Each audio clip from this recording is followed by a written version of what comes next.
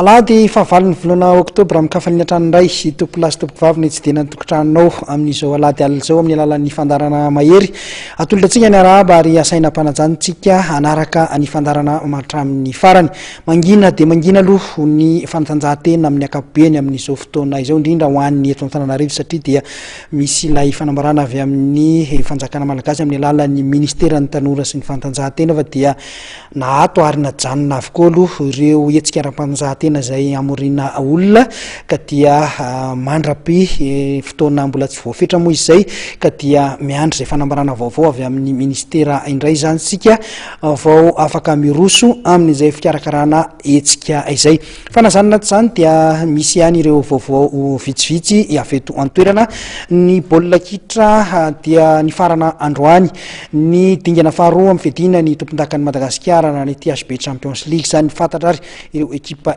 efatra hiatrika ny Poule ka izan'izany ny CNaPS sy ny HZAM tafavoaka tany Mahajanga ary ny ELGECO sy ny COSFA kosa tafavoaka tany Fianarantsoa ho fitiny ny namana zakino amintsika ny voka-dalao tamin'ity andro farany ity.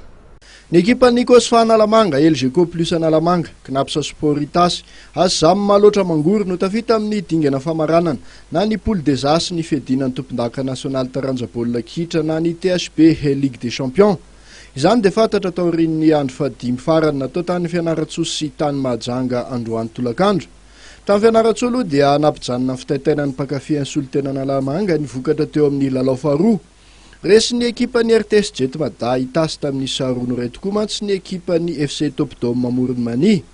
Raha toa mantsy ka ny voako mpandresy ny ekipan'ny FC Topdome dia tsy maintsy ny famony ny ekipan'ny ELGECO Plus sy ny COSFA angalana ny toerana faharoa izay ekipa samy aveto analamanga.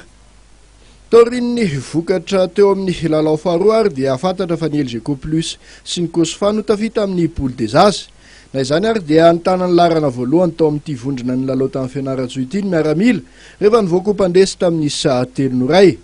Tany Mahajanga indray kosa dia ny ekipan'ny CNaPS Sport itasy izay tompony anaram-boninahitra farany sy ny HZAM aloatra mangoro no tafita eo amin'ny dingan'ny famaranana.